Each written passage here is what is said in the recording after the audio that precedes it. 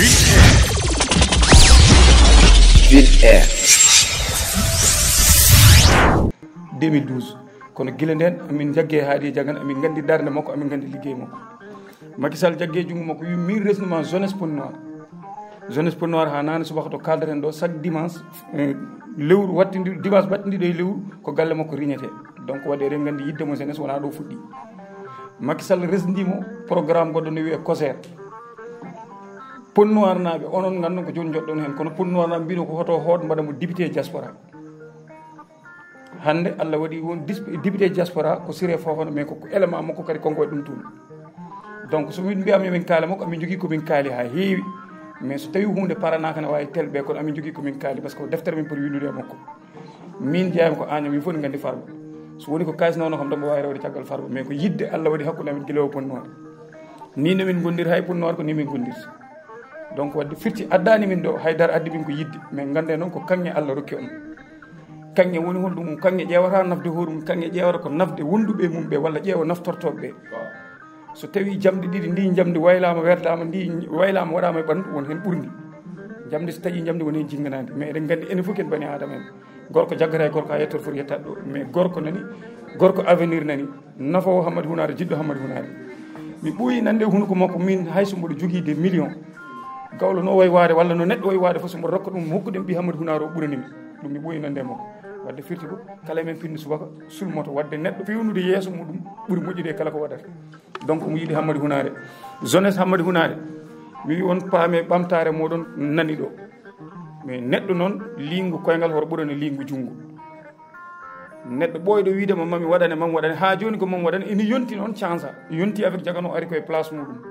mi wi on noon wadde so tawi yonti ari e place muɗum enen yontidaɓe hemɓe jaggen par ce que neɗɗo fof mo jiiɗa e aduna nelaɗo sallah sallam guila jibina ha faade hande ko yonta meɗen jeeya donc wonko dañƴen so tawi yidde maire ina nafa eɗen gandi enen fof ala men jiiɗo nelaɗo ko yidde meɗen noyi ene makko yidde meɗen hokken imanagal hokken iccaneyagal mais kiɓe wurdunoɓe ko ɓe ngallano ɗum wadde jiiɗen jinnide assalamu aleykum wa rahmatullah eyyi mi salmini bandiraɓe foof gonɗo mawɗo cuulel debbo gorko foof mi salmini ɗum eyyi guila keɓɗen mairie hande e batten jeyani isi nanɗo suwaɓe liggotako ene piye jamma e ñalawma haadi e noon amin gandi ɗum très bien ko neɗɗo moƴƴo cuulel moƴƴel sa toyi ɗum Dakar teddinma normal kadi ko julɗo kadi ne andi ko waɗata ko mairie wona laamu wona pour mawngu walla ɗum ɗo mawɓe mbaɗi retraite ɓe jaaɓe pofto joni yonti adduno kadi il faut mbaɗen changement gadden suwaɓe ɗum ɗo ala ko yimɓe kulare en ama ala ko yimɓe mbaɗa hen inchallahu rabbi en keɓat victoire so Allah jaaɓi ɗum oto mbaɗe sikki sakka moƴƴat so Allah jaaɓi haade e kam nangue mum ha tiiɗi ko neɗɗo moƴƴo sa yi Macky Sall subi momom par ce que omo andi capacité makko omo andi to tolni omo andi to woni ɗum tagui kadi Macky Sall suɓata o kecce kala mo suuɓe waɗa liste omo andi o ene wawi yaade omo andi oɗo wawi gagnade omo andi oɗo jogui capacité pour fewnide yagoɗen Allah noon inchallah le 17 so Allah jaaɓi 18 heures pile taw en gari no garduɗen ɗo hande ni garen ɗo ene mbaɗa fedde victoire men ɗum ñaguiɗen Allah kadi yimɓe hay goto oto haaɓe hay goto oto sippire ha kala biɗon haadi e wawa hay batte oto kaaɓe e mum oto cippire e mum so Allah jaaɓi ma Allah hokki en victoire laaɓɗo ceer wona hunde tan gañoɗen Sénégal fof en gañam inchallahu rabbi eyyi so ɗum ɓenni enen calmina dede men mboɗi cama dabo eɗen jettamo no feewi e baba Amara ɓe foof ko yimɓe moƴƴuɓe e Abdallah Sakho saɗa rewa waɗoɓe changement mbasa rewde yimɓe ganda ko intérêt personnel mumen gonɗirɗo on calminama caggal nde Soule Bouna Hamdiatou ɗacciti konngol dokkeren konngol men ko musidɗo meɗen Kalidou Talla ka cukalel jibineɗa koye Hamady Hounare e mawnuɗa koye Hamady Hounare kadi tugui 2009 faade hande ko duuɓi 15 e naate duuɓi 15 e holno jiiruɗa yonti avec Jagana hande yonti Jagana ko hunde yontinde e nder oɗo saaha ewa wonno so tawi neɗɗo o addanima kassari o addanima bottari o wi komi gaddanomo hirande kako wollotoɗo minen min nani balle ma guila ko wona hande min ɓooyi yidde gara ko wona hande kono noon kono wiira yonti avec Jagana yikti noon tigui woniri ko hunde fof ko ma yonta kala ko yontani wonata e oɗo saaha noon ganda minen sukaɓe hammadi hunare naɓe fof hamin caggal Allah caggal ma yakara min fof min poy koye ma min jiyani mo ina ittani min komin goni ko min jiiɗani ɗeɗo caɗele mo bawɗo ittani min so wona ano minen min kaɓama min pindirama gendarme min mbaɗi hunde fof pour yidde hebde hujjaji amen komin maaɓe ɓallamin fof ko ɓuuri an tan wawi safrande min ɗum noon min kam ko yontam tan mbami wasiyade il faut perten so haare garti ko enen jaltata enen pindirte enen nawata e ɗiɗo brigade uji en noon en jii baɗo no Papa Hady ari ɗo ene ganduɗa hoorema ko neɗɗo cembuɗo ko bir ganduɗa hoorema cembuɗo guila to wonno ɗo arti ɗo e nder hunare yidde safrande en en gandi kam ganduɗa hoorema addimo ɗo tan ko changement addimo ɗo tan ko yiiɗi eɗen Moussa omo yiiɗi safrande en ɗum noon Papa Hady hunare fof nen caggal ma yo Allah hokken victoire o keɓen ko jilɗen Allah jarama Seydi Talla joni paɗen koye minen kadi sihil men daraniɗo kadi hunare jultuɗo hujja kadi tiɗɗo mo yajtirani caggal koye nder yonti avec Jagana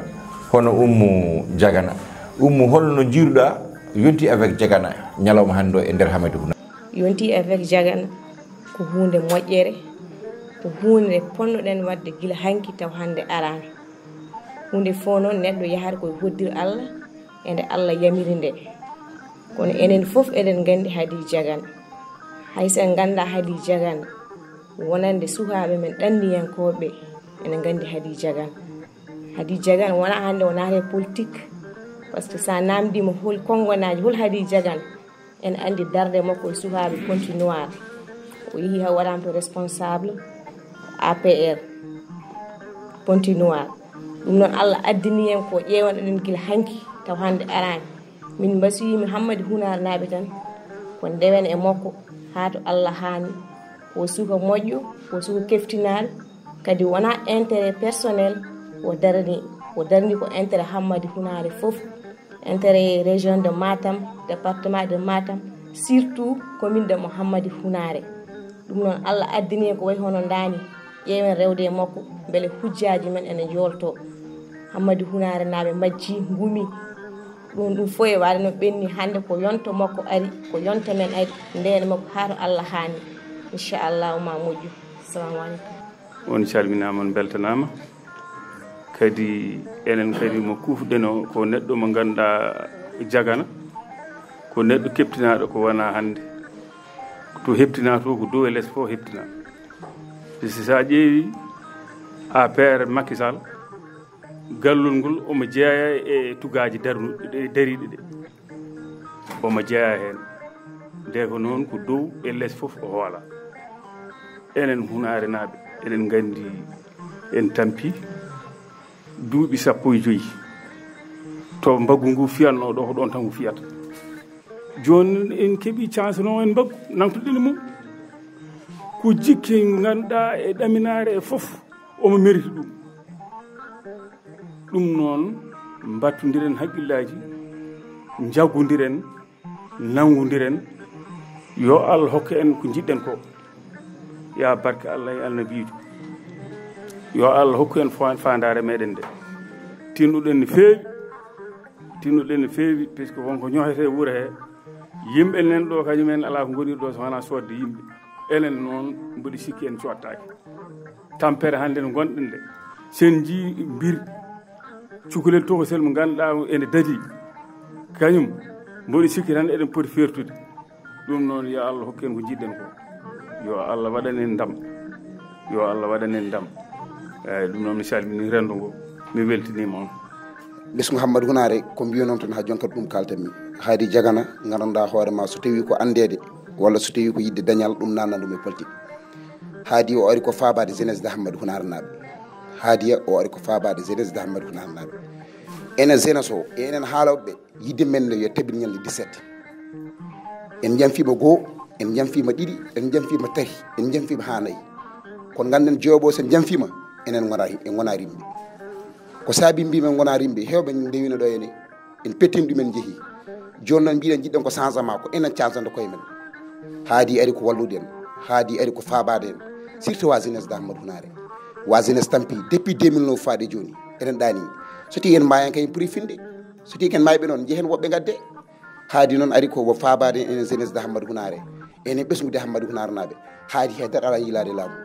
o ari tan ko faabade ɓesgu surtout wa jeunesse noon wa jeunesse o tampi wa jeunesse o maayi minen halto men gonno halto men jahatno ala to men jarani on min guinnata innemo ko kon yimɓe ene gandi fof min jeehi kono ganduɗa hoorema damal momin jogue haadi ngal ɗum hande ko goto min dañani ɗum haadi suuɗani hoore mum sornani hoore mum saari mum uddiral hoore mum rokkuma hoore mum dokku ɗum hoore mum koye an kay malama jaggu ɗum on wi ari ko faabade ɓesgu ngu bandiraɓe han Mouhamadou Hunar Lam ñalde 17 yidde men no yo tabi min kam ɗum taw ma wasiya ɗum jomum keni mbiyen yiiɗi ko ñalde 17 tan ko ɗum woni yidde nde andete jomum yiiɗi walla yiiɗa ñalde 17 tan ɓesgu Mouhamadou Hunar Lam ene fof nden ngal baba Habibou mbiyen wiwu Jagana assalamu aleykum wa rahmatullah yonti avec Jagana Allah jarama on jarama ɓesgu Hammadou Hunare debbo e gorko suka e mawɗo tette hay bawɗo tettande hoore mum Allah jarama on jarama yonti avec Jagana moni kala waɗi hen yiyande mum moni kala addi hen haala mum e moni kadi addi hen ballal mum e miijo mum ɗum noon Moussa holno jiiruɗa yonti avec Jagana hande e nder Hammadou Hunare goto fof salminama inde mum e yetede mum jarnama aussi e darde nde darinde hande yimɓe kalata ɗo ko mouvement yonti avec Jagana mouvement yonti avec Jagana jibina koye contexte e élection législative comme no inde wiiri ni koye pular haala yonti ko hunde fonde kewde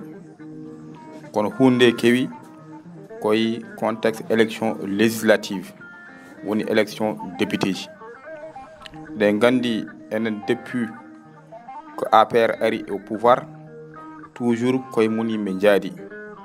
par ce que sen jaadi e APR par ce que eɗen gandi vision mo Macky Sall jogini Sénégal eɗen ɗamini ko on vision wawata yaltinde Sénégal e nder caɗele ɗe jogiiɗe APR ligginima Sénégal goto fof fawi hen yitere mum kala domaine mo ƴettuɗa ko fate éducation ko fate santé fof yiyama surtout e domaine de transport en jii autoroute uji en jii bus uji transit rapide fof en jii aussi les mines fof koye temps Macky Sall donc ɗum ko liggey APR waɗi noon e ɗo e Hammadou Hunare aussi eɗen gandi dirigeant ji wonɓe ɗo ɓe wonko ɓe mbaɗi mais koɓe mbaɗi ho c'est grâce et président Macky Sall donc grâce APR woni ko waɗa ɗo ho par ce que sa wi développement gadirata ko cellal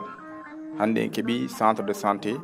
mais centre santé o c'est grâce au président Macky Sall yimɓe keeɓi ɗum yonti avec Jagana waɗi naître koye contexte baɗɗo particulier kono yonti avec Jagana ko vision garɗo joni mais vision joguiniɗo stratégie de développement pour Hammadou Hunare oɗo message surtout fayi koye jeunesse e Hammadou Hunare yimɓe gandi dans le monde mais également ɗo e nder Afrique en jii toujours c'est la jeunesse voilà au devant ɗum ça c'est une réalité ko hay goto wawa firtude hande en jii wonɓe président ɓe ce sont des jeunes ko promotion de la jeunesse wiya